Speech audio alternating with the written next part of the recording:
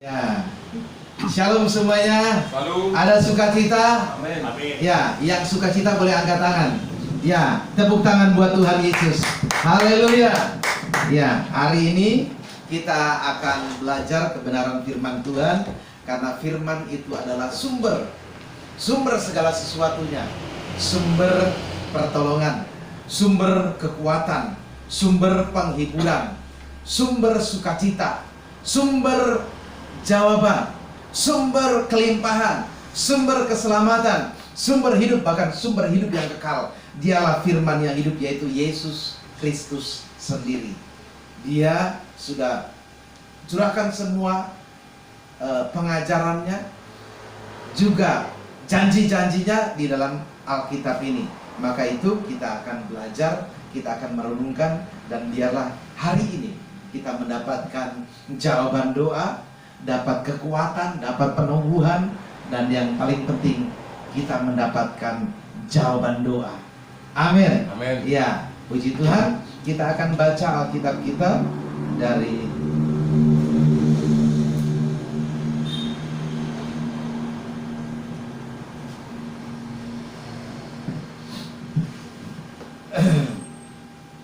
Matius 5 ayatnya yang ke-9.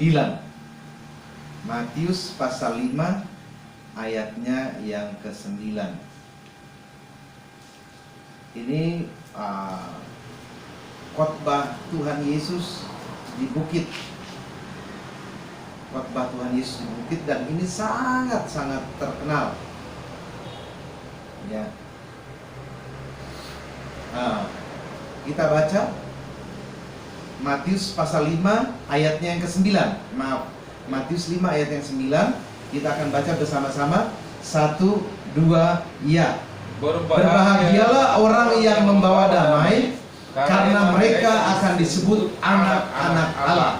Amin.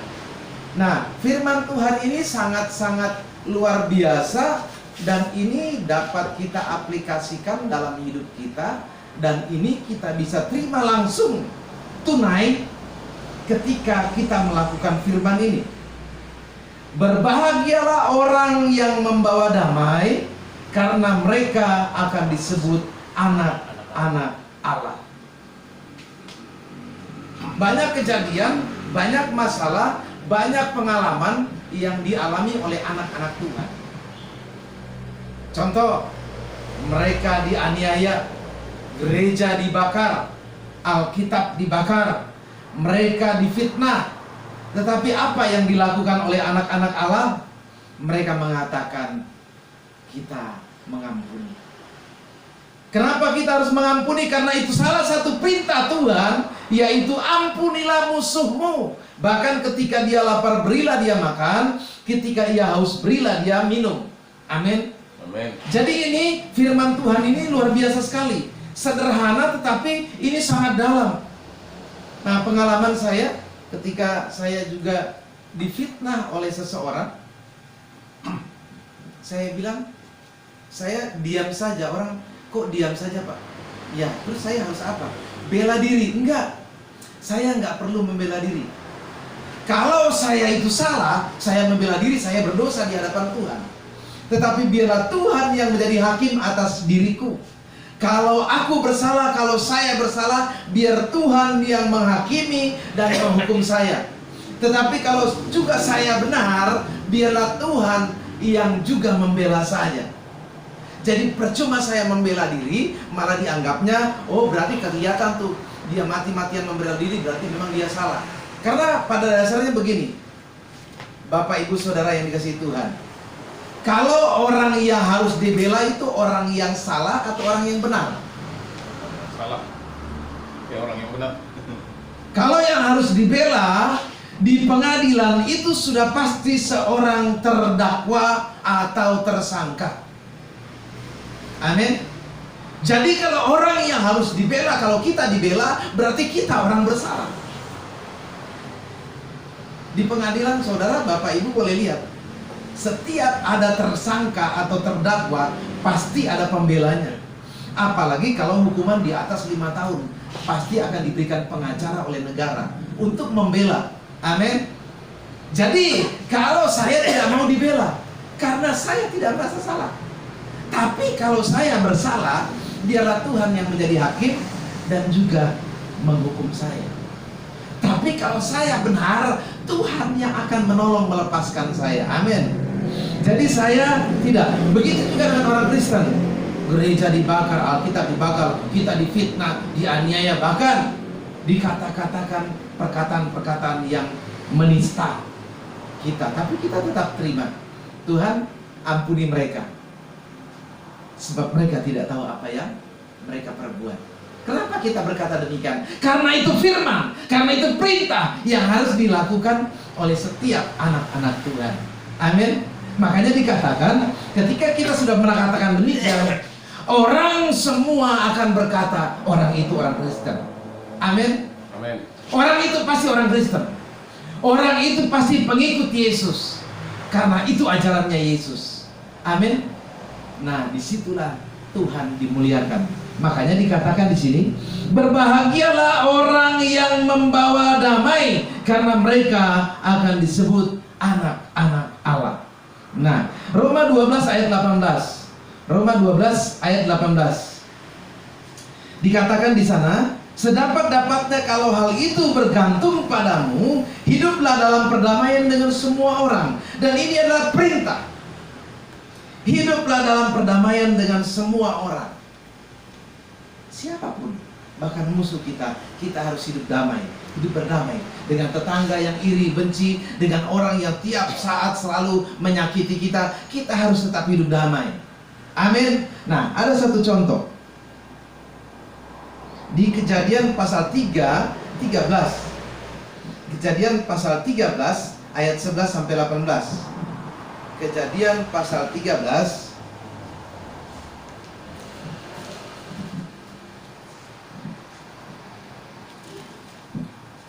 Kejadian pasal 13 ayat 8 sampai 11. Ya, saya akan bacakan buat kita semuanya. Kejadian pasal 13 ayat 8 sampai 11. Maka berkatalah Abram kepada Lot, janganlah kiranya ada perkelahian antara aku dan engkau, dan antara para gembala dan para gembalaku dan para gembalamu, sebab kita ini kerabat. Bukankah seluruh negeri ini terbuka untuk engkau? Baiklah, pisahkanlah dirimu daripadaku. Jika engkau ke kiri, maka aku; jika engkau ke kanan, maka aku ke kiri. Lalu Lot melayangkan pandangnya, dan dilihatnya lah bahwa seluruh lembah Yordan banyak airnya, seperti taman Tuhan, seperti tanah Mesir, sampai ke Zoar. Hal itu terjadi sebelum Tuhan memusnahkan Sodom dan Gomora. Sebab itu Lot memilih baginya seluruh lembah Yordan itu. Lalu ia berangkat ke sebelah timur, dan mereka berpisah. Lanjut ayat sampai 13. Abram menetap di tanah Kanaan, tetapi Lot menetap di kota-kota lembah Yordan dan berkemah di dekat Sodom. Adapun orang Sodom sangat jahat dan berdosa terhadap Tuhan. Nah, saudaraku, bapak ibu yang dikasihi Tuhan, secara usia Abram dan Lot, Abram jauh lebih tua. Abram berusia saat itu 70 tahun lebih. Sejak dia keluar dari tanah leluhurnya di Haran, dia pergi bersama dengan Lot ke Kanaan, dan mereka menjadi kaya dan tambah kaya dan makin kaya dan sangat kaya, sehingga mereka di sana memiliki banyak ternak. Saya akan bacakan lagi dari ayat 3, pasal 13 ayat 1. Maka pergilah Abram dari Mesir ke tanah Negeb dengan istrinya dan segala kepunyaannya, dan Lot pun bersama-sama dengan dia. Adapun Abram sangat kaya, banyak ternak, perak, dan emasnya. Ia berjalan dari tempat persinggahan ke tempat persinggahan dari tanah Negeb sampai ke dekat Betel, di mana kemahnya mula-mula berdiri antara Betel dan Ai. Ke tempat mezbah yang dibuatnya dahulu di sana, disitulah Abram memanggil nama Tuhan. Juga Lot yang ikut bersama-sama dengan Abram mempunyai domba dan lembu dan kemah. Tetapi negeri itu tidak cukup luas bagi mereka untuk diam bersama-sama, sebab harta milik mereka amat banyak, sehingga mereka tidak dapat diam bersama-sama. Karena itu terjadilah perkelahian antara gembala Abram dan para gembala Lot.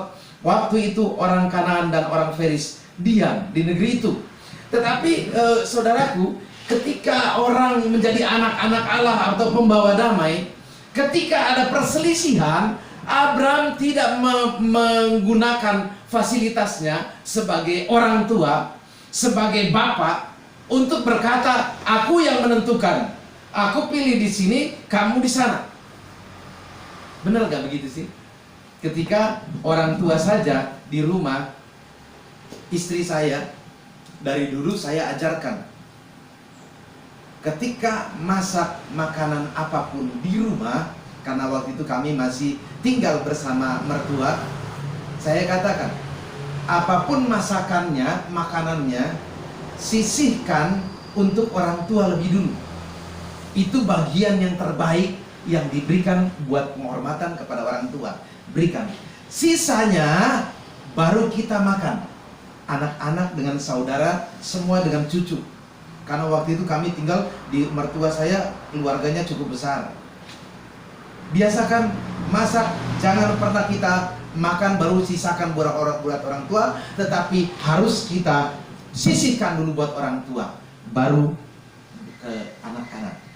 Dan itu ajaran orang tua saya, bapak saya, dia mengajarkan demikian. Tetapi pada prakteknya, ketika kami semuanya sudah makan, jatah makannya kembali dia berikan kepada anak-anak. Itu tidak masalah.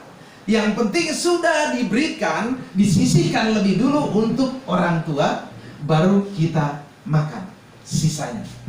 Begitu juga dengan kita ketika kita memberikan persembahan kepada Tuhan, yaitu kita memberikan persembahan yang terbaik, kita sisihkan dulu.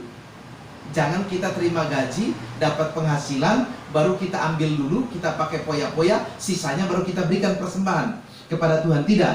Tetapi kita ketika dapat sesuatu berkat, kita langsung ambil 1/10-nya, berikan persembahan persepuluhan, berikan persembahan syukur, baru sisanya kita pakai.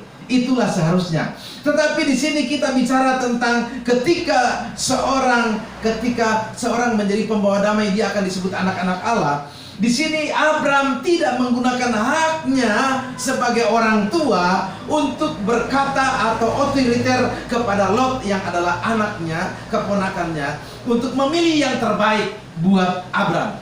Tetapi Abram di ayat 8 berkata, maka berkatalah Abram kepada Lot, janganlah kiranya ada perkelahian antara aku dan engkau, dan antara para gembalaku dan para gembalamu, sebab kita ini kerabat.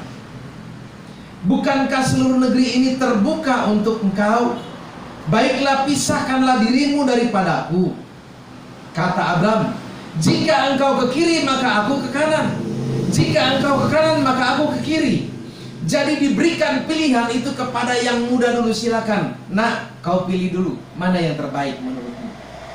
Dan ketika Lot melihat ini, dia tidak sia-siakan kesempatan itu. Ayat 10 Lot berkata, Lot melayangkan pandangnya dan dilihatnya bahwa seluruh lembah Yordan banyak airnya, seperti taman Tuhan. Nah, saat seorang mempunyai domba, lembu, sapi, dia akan mencari tempat yang banyak rumputnya, dia akan mencari tempat yang subur. Nah, ketika Abram berkata demikian, Lot kemudian memandang, dilihat ke lembah, wah, banyak airnya, rumputnya hijau, padangnya luas, cukup untuk ternaknya yang begitu banyak. Dia langsung berkata kepada Abram, sebab itu, ayat 11-nya, sebab itu Lot memilih baginya seluruh lembah Yordan itu. Lalu ia berangkat ke sebelah timur dan mereka berpisah. Kalau misalkan ini emas batangan 1 kilo, ini emas kalung 10 gram. Kemudian kita harus memilih dengan anak. Langsung, enggak, ini kamu nak yang 10 gram, bapak yang ini yang 1 kilo. Tapi enggak, Lot mengatakan, Abram mengatakan, silakan pilih.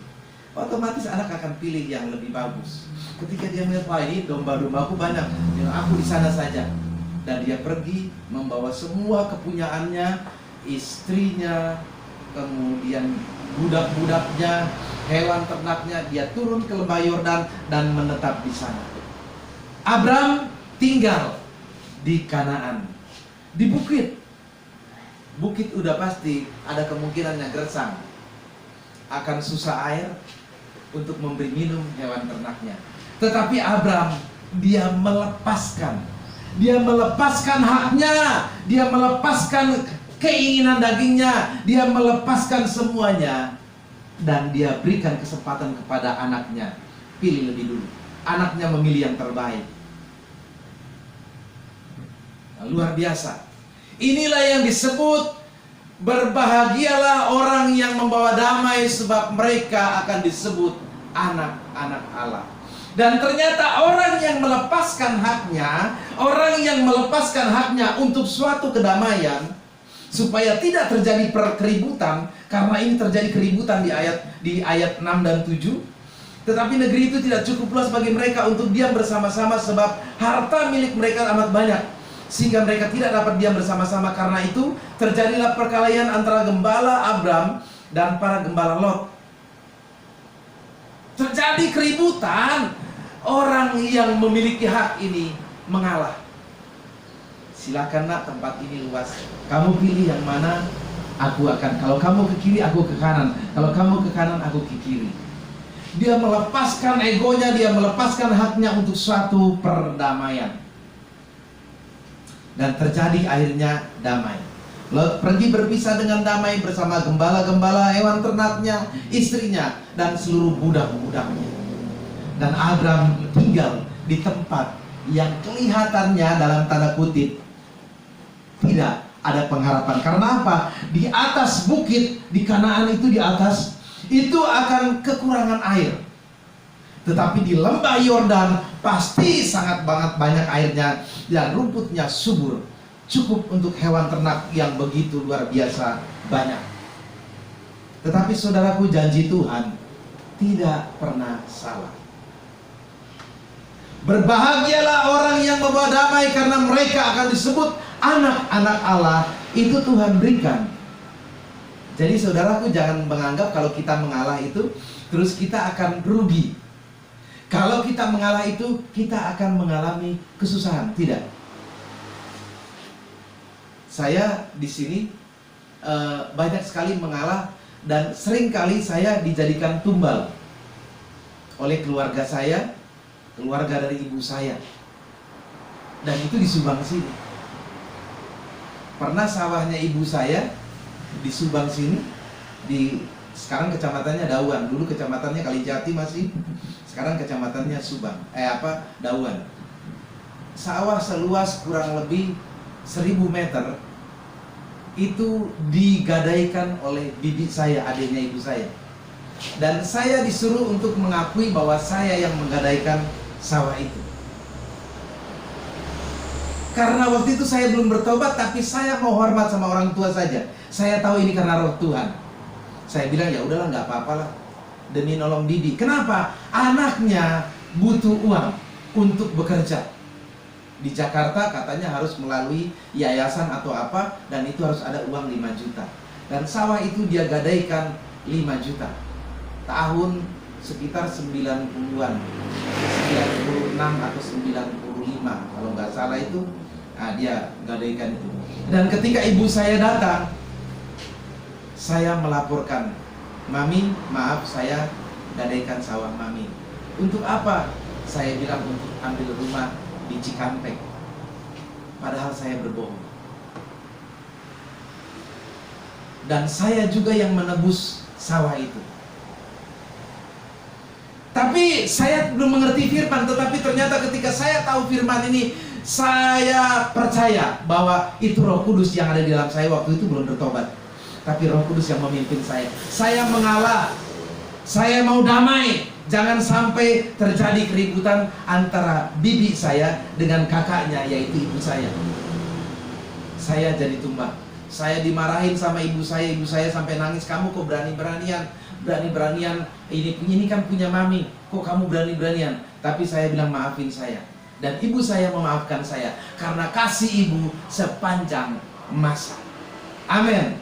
Nah, Abraham melakukan hal yang luar biasa dan dia disebut anak-anak Allah. Tetapi saudaraku, apakah orang yang membawa damai menimbulkan dia rugi itu kemudian dia akan susah atau menderita? Tidak.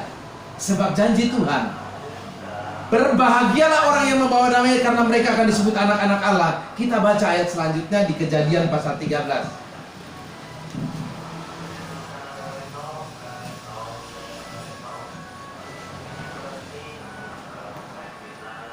Ayatnya yang ke-14, pasal 13, Kejadian 13 ayat 14. Setelah Lot berpisah daripada Abram, berfirmanlah Tuhan kepada Abram, pandanglah sekelilingmu dan lihatlah dari tempat engkau berdiri itu ke timur dan barat, utara dan selatan. Sebab seluruh negeri yang kau lihat itu akan kuberikan kepadamu dan kepada keturunanmu untuk selama-lamanya. Dan aku akan menjadikan keturunanmu seperti debu tanah banyaknya, sehingga jika seandainya ada yang dapat menghitung debu tanah, keturunanmu pun dapat dihitung juga. 17. Bersiaplah, jalanilah negeri itu menurut panjang dan lebarnya, sebab kepadamulah akan kuberikan negeri itu. Sesudah itu Abram memindahkan kemahnya dan menetap di dekat pohon-pohon terbantin di Mamre dekat Hebron, lalu didirikannya lah mezbah di situ bagi Tuhan. Nah, saudaraku, Bapak Ibu yang dikasihi Tuhan, luar biasa sekali orang yang mengalah, orang yang membawa damai itu kelihatannya rugi, tapi ternyata tidak. Ternyata ketika Abram mengalah, Tuhan menyuruh dia, lihatlah, pandanglah sekelilingmu dan lihatlah dari tempat engkau berdiri ke timur dan barat, utara dan selatan, sebab seluruh negeri yang kau lihat itu akan kuberikan kepadamu dan kepada keturunanmu untuk selama-lamanya. Saudaraku, Bapak Ibu yang dikasihi Tuhan, ketika saya juga mengalami hal itu, kelihatannya saya rugi, saya namanya jelek, di depan orang tua jelek, saya harus mengeluarkan uang untuk menebus itu. Kelihatannya saya rugi secara material.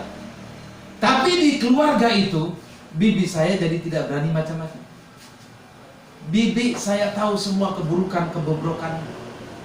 Sampai dia menggeser batas tanah. Dari tanah sawah sampai tanah di pekarangan rumah. Dia geser semuanya. Dan itu terbukti ketika diukur untuk pembagian. Tapi saya nggak ribut, biar aja. Ibu saya pun nggak ribut, biar saja. Tapi apa yang saudara yang kita alami, yang kami sekeluarga, semua anak cucu dari ibu saya, semuanya diberkati Tuhan.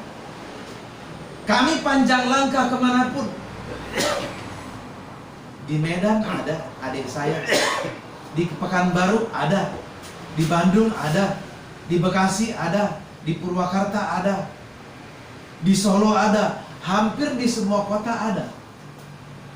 Kenapa? Karena Tuhan memberkati. Dan kami memang mungkin secara material nggak punya tanah yang luas, nggak punya kebun seperti Pak Pendeta Purwo yang tanahnya luas. Tapi kami punya langkah yang panjang luas. Berkat Tuhan limpah, tidak pernah kesudahan dalam hidup kami. Kenapa? Karena kami selalu membawa damai dimanapun. Kejadian-kejadian dalam pelayanan, dalam kehidupan, kami selalu mau membawa damai. Kenapa? Sebab kita akan disebut anak-anak Allah. Dan saudaraku, kalau kita disebut anak Allah, bukan hanya sekedar disebut, tetapi anak Allah itu ada proteksi dan perlindungan Tuhan. Saudara, kemanapun kita pergi, perlindungan Tuhan sempurna. Saya pernah kejadian pelayanan dari Bekasi kalau nggak salah, atau dari Indramayu. Saya pulang malam. Saya naik motor. Oh, berarti dari Bekasi. Pulang naik sepeda motor itu di Cikampek, nyebrang rel kereta yang tempat Pak Purba punya usaha dulu, dekat flyover. Saya di situ ingat, saya jalan. Terus sampai di Sukaseri. Dari Sukaseri sampai Purwakarta saya nggak sadar. Saya pikir saya tidur itu. Tiba-tiba saya sudah sampai di lewat Sadang, sudah Cimaung. Cimaung itu baru saya sadar setelah ada klakson mobil, karena saya mau belok, tapi ada mobil yang mau masuk juga, saya diklakson, saya kaget. Saya berhenti, mobil lewat, baru saya belok. Itu saya tidur, karena nggak sadar. Sejak dari Sukaseri Cikampek sampai di Cimaung itu belokan. Baru saya sadar, saya tertidur saking lelahnya. Tapi pemeliharaan Tuhan sempurna. Saya pulang, saya cerita sama istri saya, "Ma, tadi kelihatannya tidur."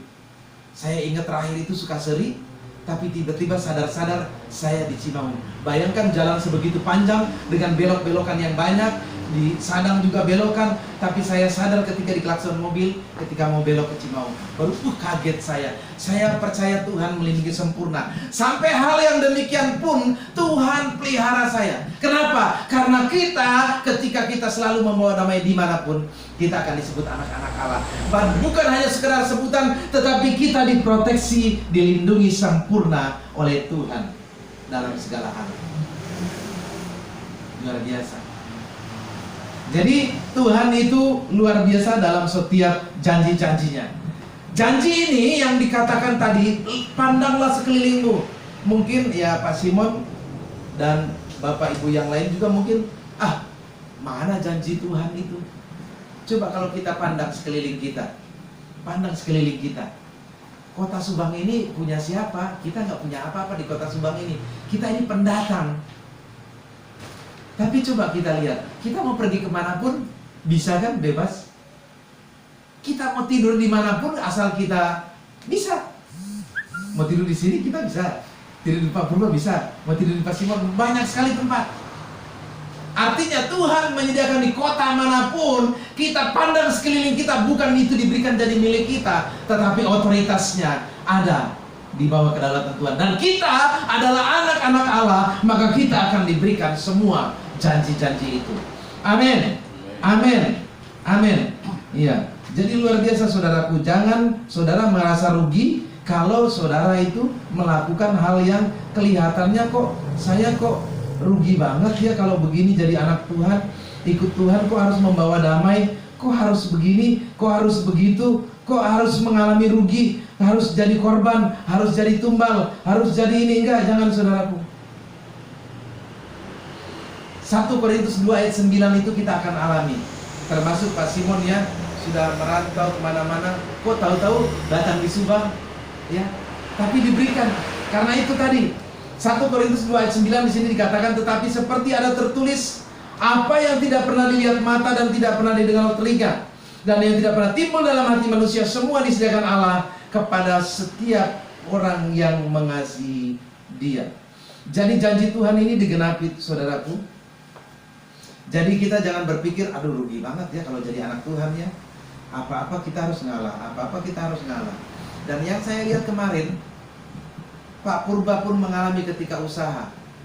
Ketika usaha, loh kok saya yang punya tempat, saya yang kasih modal, saya yang ini itu, tapi kok saya yang rugi ya? Kok saya yang jadi yang rugi? Harusnya kan saya yang untung. Tapi kok orang lain yang untung, saya yang rugi? Kok aneh ya? Tapi karena anak-anak Allah selalu membawa damai, ya sudahlah. Kalau memang begitu gak apa-apa. Berarti memang ini bukan rezeki saya, ya sudahlah. Oke, kita putuskan. Tapi gak apa-apa saya rugi. Tapi yang penting kita damai. Itu yang terjadi.